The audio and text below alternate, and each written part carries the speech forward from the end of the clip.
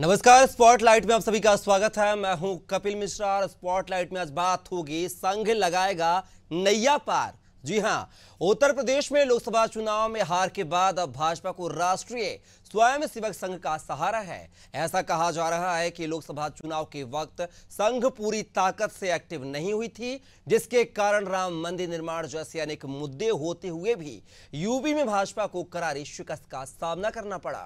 इस हार के बाद अब राष्ट्रीय स्वयंसेवक संघ विधानसभा चुनाव से पहले भारतीय जनता पार्टी को मजबूत करने की मुहिम में जुट गया है। सबसे पहला काम दलित और पिछड़ों के साथ साथ अब ज्यादा से ज्यादा युवाओं को जोड़ने का काम किया जा रहा है।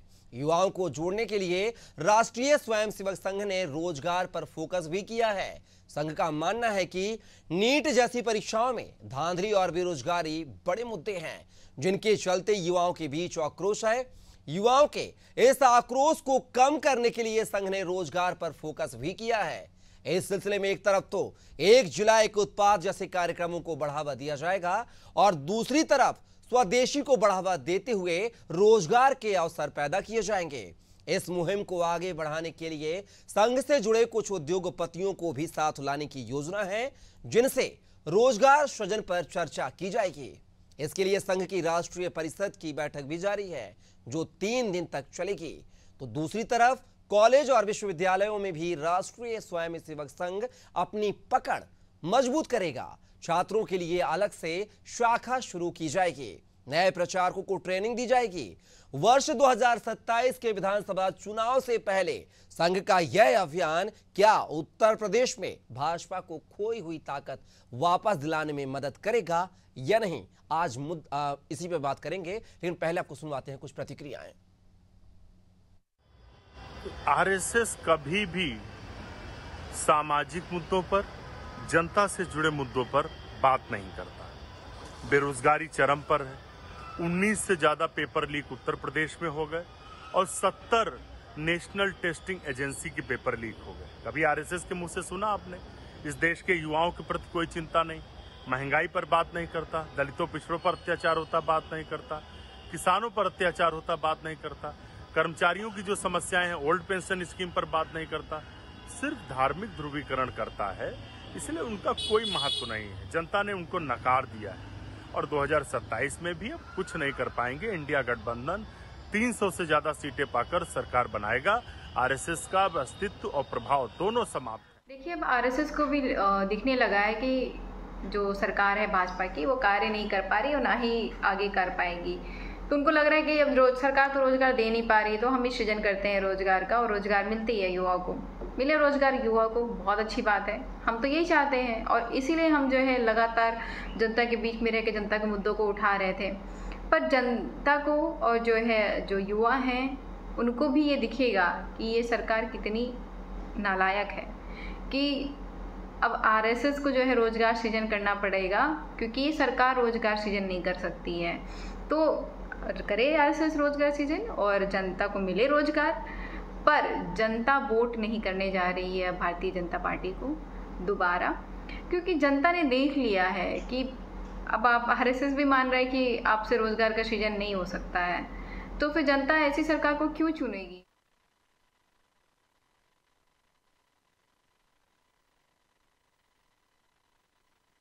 तो देखा आपने किस तरीके से जो है सत्ताधारी पार्टी और विपक्ष सपा की जो प्रवक्ता हैं किस तरीके से बयान दे रही थी कि अब लोकसभा चुनाव में तो बीजेपी को आरएसएस याद नहीं आई, लेकिन जैसे ही करारी हार हुई, शिकस्त हुई, तो अब विधानसभा चुनाव के पहले और 10 सीटों पर उपचुनाव भी हैं, उनके पहले अब आरएसएस याद आ रहा है और आरएसएस को बीजेपी याद आ रही है। इस पूरे मुद्दे पर चर्चा करेंगे। हमारे साथ एक विशेष पैनल जुड़ेगा, परिचय करवा दूंगा आपको, लेकिन इस कड़ी में जो हमारे साथ हैं वरिष्ठ पत्रकार नीरज महिरे साहब जुड़े हुए हैं और साथ ही कांग्रेस प्रवक्ता सौम्या रंधीलिया जी जुड़ी हुई हैं और आगे भी और भी पैनलिस्ट जुड़ेंगे हमारे साथ। सबसे पहले नीरज जी से सवाल करते हैं। नीरज जी, आखिर लोकसभा चुनाव में बीजेपी को जो मतलब अनुमान था 70 सीटें जीतने का सीमे से, लेकिन उस पर बात किया है तो 33 पर सिमट कर रह गई है। क्या अब आरएसएस को इसमें मध्यस्थता करने की जरूरत पड़ी है? आखिर आरएसएस लोकसभा चुनाव के पहले इतनी एक्टिव क्यों नहीं हुई, हार के बाद इतनी एक्टिव क्यों नजर आ रही है? इन दोनों पहलुओं पर बात करूंगा आपसे।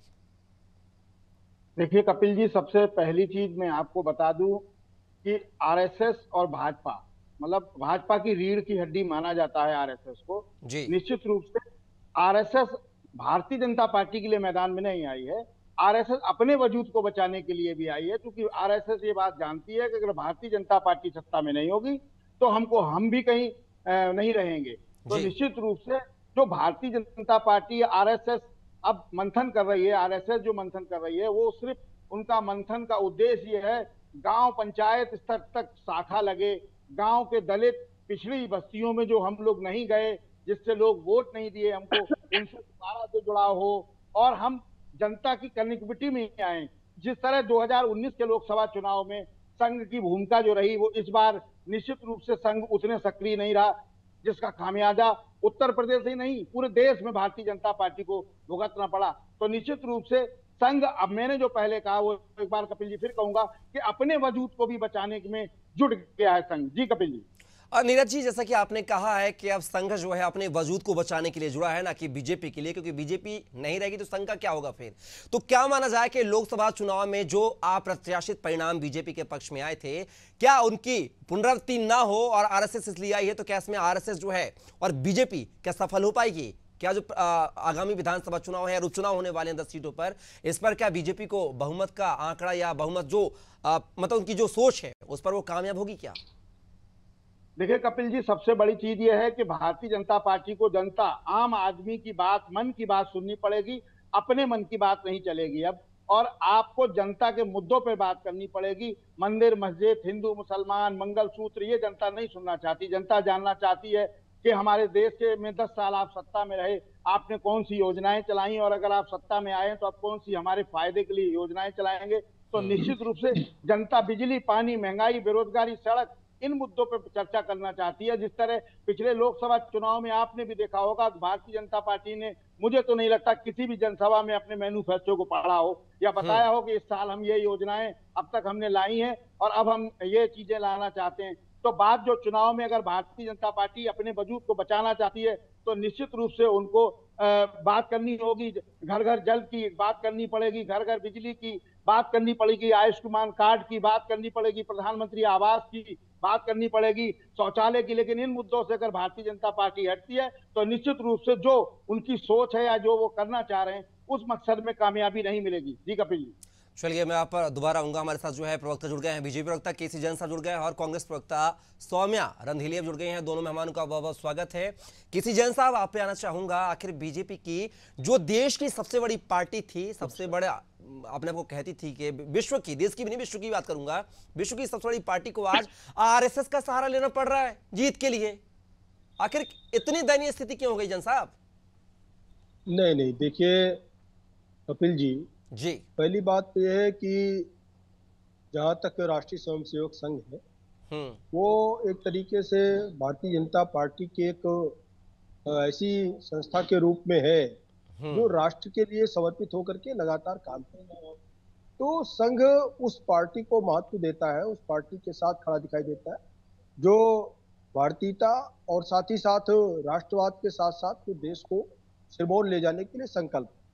दूसरी बात यह है कि रही बात भारतीय जनता पार्टी की सहारे की क्या जरूरत है, देखिए बहुत से कार्यकर्ता जो संघ में भी हैं और भारतीय जनता पार्टी में, और वो भारतीय जनता पार्टी जिस प्रकार से लगातार काम करती है और ये किसी से छुपा नहीं कि राष्ट्र हित में कहीं कोई आपदा आती है, उसमें चाहे संघ के स्वयंसेवक हों या पार्टी के कार्यकर्ता हों, तमाम सारे समर्पित होकर के जिस प्रकार से लगातार काम करते हैं।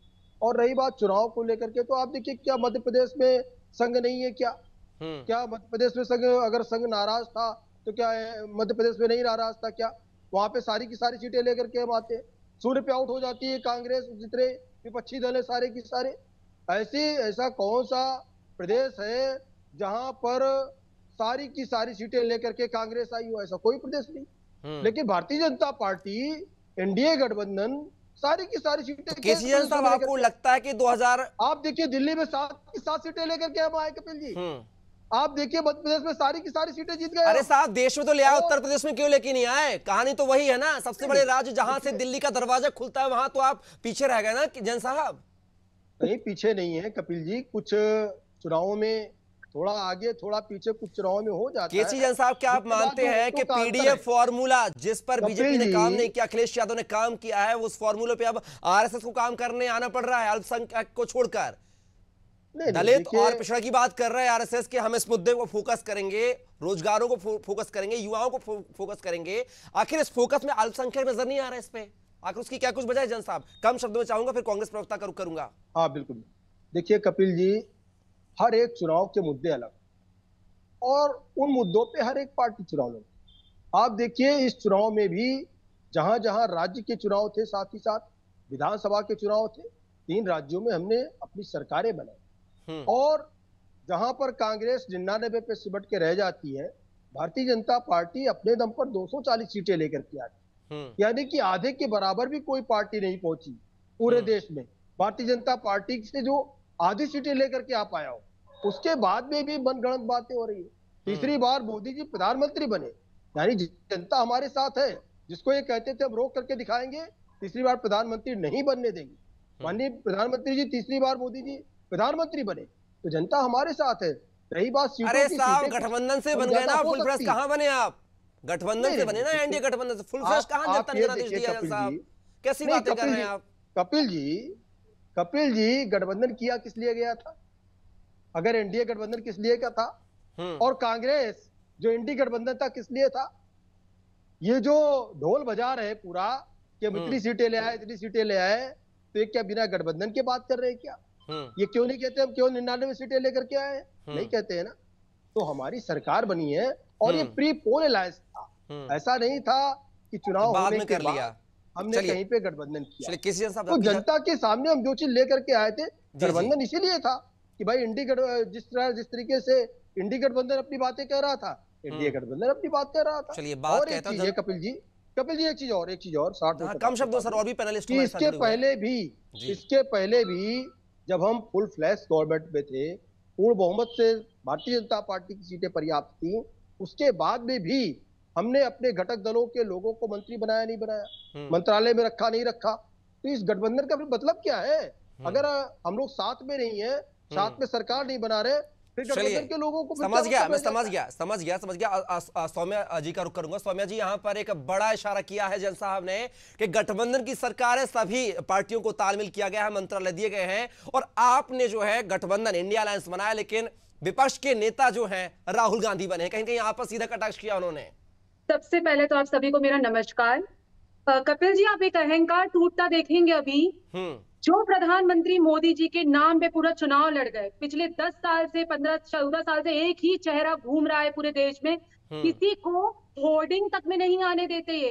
इनफैक्ट जो नेता लड़ रहा है वो भी इतना सा रहता है, बाकी प्रधानमंत्री मोदी जी जो मुख्य भूमिका में रहते हैं। अब चलिए कम से कम इनका अहंकार टूटा और इनको ये समझ में आया कि बीजेपी की सरकार नहीं बनी है, एनडीए की सरकार बनी है। तो सभी को मुबारकबाद, पूरे तमाम देशवासियों को मेरी तरफ से बहुत बहुत मुबारकबाद कि कम से कम उत्तर प्रदेश की जनता ने और देश की जनता ने अहंकार तोड़ा इनका। इन्हें समझ में आया कि इनका 38 पार्टियों का गठबंधन जीता है और इनकी सरकार अभी भी, जो ये तीसरी बार मोदी जी बने प्रधानमंत्री, ये बैसाखी पे बने हुए हैं। ये बैसाखी पे खड़े हुए हैं। भी आरोप लगा रहे हैं कि जो विपक्ष है वो भी बैसाखियों पर है। बिल्कुल सर, तो हम तो इंडिया गठबंधन तो बहुत प्राउड फील कर रहे हैं। हमने तो कभी नहीं बोला गठबंधन नहीं है। मेरे साथी इस बात साथ में बैठे हुए हैं, हम सब टुगेदर। आप देखिए, एक होकर, एकजुट होकर, अखिलेश यादव जी, राहुल गांधी जी, हम सब साथ काम कर रहे हैं और हमने कभी भी इसका कोई घमंड नहीं दिखाया, ना ही हम इससे पीछे हटे, ना ही कोई एक। देखिए मैं बोल रही हूँ, मुझे प्लीज एक बार में बोलने दीजिए, आपका मौका आएगा जरूर बोलेगा। हमने तो कभी मना नहीं करा और ना ही हमने इस बात को नकारा है कि हम गठबंधन नहीं है, और ना ही हमने ये प्रोपेगेंडा फैलाया कि एक अकेला सब पे भारी। बताइए, एक अकेला 2 बैसाखियों के सहारे अभी चल रहे हैं, साथ में ऐसी हालत है कि वो सरकार कभी नहीं मिल सकती है। प्रतिक्रिया लेते हैं जी साहब। नहीं सर, देखिए अभी उत्तर प्रदेश से आरएसएस से भी मुझे बात करनी है ना। इनके जब बोल रहे थे तो मेरी बहुत सारी प्रतिक्रियाएं आ रही थी, है ना। लाइन से मैं बहुत सारी प्रतिक्रियाएं देख रही थी। 63 सीट 2019 में 300 सीट, देखिए एक साथ बोलने के बाद की जनता में किसी को सुनाई नहीं देगा। 303 सीट से गिर कर 240 में आ गए, 250 भी नहीं जा पाए। अभी भी घमंड नहीं सट रहा क्या? जनता देख रही है, जनता देख लीजिएगा। अहंकार ही तोड़ना है आप लोगों का, थोड़ा सा अहंकार कम करिए। 303 से 240 पे आके गिरे हैं आप, हमने 50 सीट प्लस गए। हम बहुत गर्व से कह रहे हैं कि हम 50 सीट प्लस गए हैं, 52 से 100 पे पहुंचे हैं। मोदी जी तो है ना, आप तो एक कोई विकास नहीं किया माननीय मोदी जी ने, कुछ नहीं किया। मंगलसूत्र, मछली, दूसरे महिलाओं पे उल्टी सीधी बातें करना, इसके अलावा मोदी जी ने कुछ 10 साल का चलिए बता नहीं पाए। जैन साहब और सौम्या जी दोनों को रोकना चाहूंगा, इस चर्चा को सार्थक चर्चा बनाएं, जरूर मुद्दों को उठाएं। जैन साहब और सौम्या जी दोनों को रोकना चाहूंगा, और भी पैनलिस्ट जुड़े हुए हमारे साथ, चंचल यादव समाजवादी पार्टी। आपने 5 मिनट का समय पर उन्हें बोलने दिया तो मेरा भी पूरा हक बनता है। मैंने उनको बहुत ही सभ्यता से, बहुत ही विनम्रता से दोबारा मौका दूंगा ना सौम्या जी, दोबारा आ रहा हूँ, एक राउंड लगा लूं, दोबारा आपके पास दोबारा सौम्या जी, थोड़ा सा धैर्य रखिए, दोबारा आ रहा हूं। कांग्रेस का बना देंगे, भाजपा का बना देंगे ना, मैं उनको कांग्रेस का बना दूंगी। तो अगर मैं विनम्रता पूर्वक बात सुन रही हूँ और उनकी बात समझ रही हूँ, क्योंकि वो अपनी पार्टी का पक्ष रख रहे हैं, तो उन्हें भी मुझे सुनना पड़ेगा। सौम्या जी फिर करते हैं, पर पहले मुझे बोलने का प्रॉपर मौका दीजिए, जैसे आपने। बिल्कुल सौम्या जी, मैं एक राउंड लगा लूं। हमारे चंचल यादव साहब आपके ही साथी बहुत देर से इंतजार कर रहे थे। अभी मेरी बात ही खत्म नहीं हुई, आपने तो मुझे मौका नहीं दिया। चलिए सौम्या जी, मैं समझ देता हूं आपको, बात पूरा कीजिए, 30 सेकंड का समय। आरएसएस में भी आपसे जो टॉपिक पे हम आज बात करने बैठे हैं, आरएसएस की, कौन ले रहा है आरएसएस को सीरियसली, मुझे बताइए। 10 साल से कहां थी आरएसएस? भारतीय जनता पार्टी का उद्गम स्थल है आरएसएस, जो संघ है। अब अचानक से, और संघ इतना मतलबी है, संघ को सिर्फ अपने से मतलब है। और जब उन्हें समझ में आया कि मोदी जी का फेस अब पिट रहा है, तो उन्होंने बैक स्टेप ले लिया। मोदी जी, नड्डा जी ने अहंकार में बोल दिया कि उनको तो जरूरत ही नहीं है आरएसएस की, इसलिए आरएसएस ने भी टीका टिप्पणी करना चालू कर दिया। मोहन भागवत जी ने टीका टिप्पणी, उन्होंने क्लियर बोला कि अहंकार नहीं होना चाहिए। मणिपुर में मोहन भागवत जी 1 साल से चुप है। अचानक 2014 के 24 के चुनाव के बाद उनको याद आ गया कि मणिपुर जाना है, पहले क्यों नहीं गए? और युवाओं के मुद्दे, मोहन यादव, इनको आरएसएस को अभी याद आ गया कि आप बीच मत बोलने में, मैं आपके साथ लगातार बीच में बोल सकती थी, मैं नहीं बोला। मैं आपके एक बात, आपके पास तो बात ही करने के लिए नहीं थी। मोदी जी ऐसा कर रहे हैं, मुझे आपके कोई बात कीजिए, अभियान शांति रखिए। तो आरएसएस कुछ नहीं कर सकती। आरएसएस का बोया हुआ जहर का बीज वहां पर। फिर आप सुनिए, 50 साल की बात है, अपन 50 साल की बात है, आपको मौका दिया था सौम्या जी बात करने की, बात सुना भी करिए ध्यान से। जैन साहब सुनना भी सीखिए। जैन साहब जब वो बोल रही है तो सुनिए उनको, आप जवाब बोले तो वो इंटरप्ट नहीं कर रही थी आपको। तमाशा मारा है, करिए, सहन नहीं कर पा रहे हैं आप लोग, इससे आपकी क्या हुआ मणिपुर में? अगर आप इस तरीके से बात करेंगे तो ना मुझे जनता सुन पाएगी, ना आपको सुन पाएगी। जैन साहब सौम्या जी, केसी जैन साहब और सौम्या जी, जैन साहब अब आप डिसाइड कर लीजिए कि जब ये बात करेंगे तो मैं इनके पैरेलली। अरे जैन साहब सुन तो लीजिए, सौम्या जी, जैन साहब और भी पैनलिस्ट हमारे साथ मौजूद, उनको ही मौका दीजिए। अरे सौम्या जी, आपके साथी बैठे हुए सपा प्रवक्ता, उनका तो ख्याल रखिए। अरे सौम्या जी, केसी जैन साहब, सौम्या जी, जैन साहब आपका समय निकल गया। जैन साहब प्लीज, जैन साहब प्लीज, सौम्या जी, ये बोलते रहे, क्योंकि पब्लिक को तो कुछ सुनाई देने नहीं वाला है। जैन साहब और सौम्या जी, मेरा निवेदन है आप दोनों से, और भी पैनलिस्ट बैठे हैं उनको भी सुन लें प्लीज। जैन साहब जी, हाँ सौम्या जी, जहर आपको बोला हुआ सर क्या है ना, मैं अरे जैन साहब प्लीज, जैन साहब विनव, जैन साहब, अरे सौम्या जी, जैन साहब निवेदन है भैया, मेरा निवेदन स्वीकार कीजिए आप लोग, रिलैक्स करिए। चलिए, हाँ सौम्या जी और आपके साथी इंतजार कर रहे हैं, उनको मौका दे देते हैं। चंचल जी बहुत बहुत स्वागत है, पहले तो आपका मैं स्वागत करना भूल गया था आपका। चंचल जी, यहाँ पर जैन साहब कह रहे हैं कि आरएसएस बीजेपी का ही एक संगठन है, आरएसएस बीजेपी का ही संगठन है, कोई नई बात नहीं। अगर वो काम कर रहा है, जमीनी स्तर पर काम कर रहा है, फिर भैया समाजवादी पार्टी के पेट में दर्द क्यों हो रहा है चंचल जी? देखिए, बीजेपी का आरएसएस जो है मात्र संस्था है, और आपने देखा होगा जिस तरीके से इनकी मात्र संस्था ने नालायक बेटा हो जाता है तो उसको लताड़ लगाने का भी काम करता है। ये नालायकी का पूरे देश के लोगों ने देखा है। और मैं बड़ी विनम्रता से आपसे अनुरोध करूंगा कि डिबेट को मछली मंडी मत बनने दीजिएगा। मैं अपनी बात रखूंगा, इसलिए मैं शांत होकर सुन रहा था। मैं चाहता हूं कि जैन साहब भी सुने। आपने पिछले 10 साल के दौरान एक भी इंडिया की मीटिंग नहीं हुई। जब हमारी इंडिया की मीटिंग स्टार्ट हुई तो जाके पहली मीटिंग इन्होंने किया था चुनाव के ऐन वक्त पहले। प्रधानमंत्री जी के अहंकार को आप अगर देख लें, बीजेपी के लोग अंग्रेजों की चेले चपाटे वाली सोच इनकी विचारधारा है। अगर आपने देखा होगा कि डिवाइड एंड रूल, बांटो और राज करो। महाराष्ट्र से लेकर के बिहार से लेकर के जितनी भी पार्टियों ने इनको फर्श से अर्श पर पहुंचाने का काम किया, चाहे वो आपका शिवसेना हो, चाहे जेडीयू हो, चाहे जितनी भी पार्टियों से गठबंधन किया, इन लोगों ने केवल उन पार्टियों को खत्म करने का पूरा प्रयास किया और उनका हस्त्र आपने देख लिया। एक उदाहरण अभी नई वानगी है उड़ीसा में। उड़ीसा में ऑलरेडी नवीन पटनायक जी लगातार इनको समर्थन देते रहे और ये भस्मासुर की तरह ये लोग खा गए उनको। अब मैं उन बातों पे नहीं आऊंगा, बीजेपी का अपना कार्य क्षेत्र है। मैं इतनी बात जरूर कहूंगा कि अभी कह रहे थे कि जहां जहां चुनाव होता हम विकास के मुद्दे पे चुनाव लड़ते हैं। अरे दोस्त, पूरी दुनिया ने देखा, चंदा लो धंधा लो का नारा दिया प्रधानमंत्री जी ने, और क्या हुआ कि आप मुजरा, मछली, मांस और मुसलमान, शमशान, रमजान, अजान, कब्रिस्तान, मंगलसूत्र के अलावा क्या बात की हो पूरे चुनाव में? हिम्मत थी तो आप बात करते हैं एजेंडे के ऊपर, जो आपने पिछले 10 सालों में जनता को झांसा दिया था, जुमलेबाजी दी थी। आपको याद होगा कपिल भाई कहते थे कि भाइयों बहनों क्या आदर्श गांव नहीं बनना चाहिए, भाइयों बहनों क्या स्मार्ट सिटी नहीं बनने चाहिए। आप अगर पूछ लीजिए वाराणसी के अंदर जो क्योटो बन गया था, हमारे अवतरित प्रधानमंत्री जो बायोलॉजिकल नहीं है, ठीक है, उन्होंने क्योटो में एक जयपुर गांव को गोद लिया था। अभी उस जयपुर गांव की हालत देख लीजिए। मैंने एक वीडियो भी जारी करी थी, मैं आपको जरूरत पड़ेगी भेज दूंगा। वहां के लोगों से मैं मिला था, आप बिलीव नहीं करोगे कितनी बद से बदतर हालत है, और प्रधानमंत्री जी का लिया हुआ गोद। अब सोच लीजिए। दूसरी बात, जब से प्रधानमंत्री, आपने देखा होगा 2024 में जितने भी इन्होंने उद्घाटन किए हैं, सारे के सारे काम, चाहे वो प्रगति मैदान का टनल हो, चाहे आपका एयरपोर्ट का T3 हो, चाहे आपका अयोध्या में प्रभु श्री रामचंद्र जी को भी नहीं छोड़ा इन्होंने। सीता माता भी खून के आंसू रोती हैं। लेकिन आशीर्वाद तो आपको मिला चंचल यादव जी, और आपके नेता साहब जय श्री राम बोलने में शर्माते हैं। प्रभु श्री रामचंद्र जी चंचल जी, आपके नेता को आशीर्वाद मिला ना। अखिलेश यादव ने कहा कि अयोध्या के राजा आ गए हैं संसद में, ये कहा था, लेकिन फिर जय श्री राम बोलने से क्या परहेज है आपके नेताजी को, अवधेश जी को? ये बता दीजिए जरा आप भी। मेरी बात आ जाने दे कपिल भाई। अरे जैन साहब रुक जाओ मछली मंडी में। अरे रुक जाओ, अभी मत बनाओ, अभी तो रुक जाओ। अरे जाती है उसको, अरे जरा समझाओ कपिल भाई इनको, क्या यार फिर वही बात मैंने बताया अभी। ये पता है इन लोगों को झूठ बोलने की ट्रेनिंग दी जाती है। इनको झूठ बोलने के लिए बीजेपी द्वारा ट्रेन किया जाता है कि मेरा झूठ सबसे मजबूत का इनका नारा होता है। प्रधानमंत्री जी लाल किले की साथियों से झूठ बोलते हैं, मुख्यमंत्री सदन के अंदर झूठ बोलते हैं। क्या बात करोगे? जयंत साहब मुझसे तेज नहीं बोल पाओगे, ध्यान रखना इस बात का। सुनो, समाजवादी लोग हैं, सही करना भी जानते हैं। सुनो पहले बात सुन लो। ए जयंत साहब सुन लो पहले पूरी बात को। कपिल जी इनको, अरे सुन लो भाई, अभी राजभर जी को याद है, आपसे प्रतिक्रिया लूंगा, समय है, आपको टाइम दूंगा 30 सेकंड का। जैन साहब पहले उनको बात पूरी कर लेने दीजिए। जैन साहब आपको टाइम दूंगा, आपको समराइज आपसे ही लूंगा। जैन साहब चाटने लगे कांग्रेस के, आपको 6 सीटें। अरे रुक जाओ भैया, जैन साहब रुक जाओ। अरे रुक जाओ, मुझे मालूम है, मुझे मालूम है भाजपाइयों का क्या हाल है। चंचल भैया, चंचल यादव जी कुछ कह रहे, सुन लीजिए उनको। चंचल जी 15 सेकंड का समय। चंचल जी बाकी, अच्छा ये डिबेट करने जानते नहीं एक्चुअली में, कुछ आता है नहीं, कुछ पता है नहीं, बीच से बोलना है।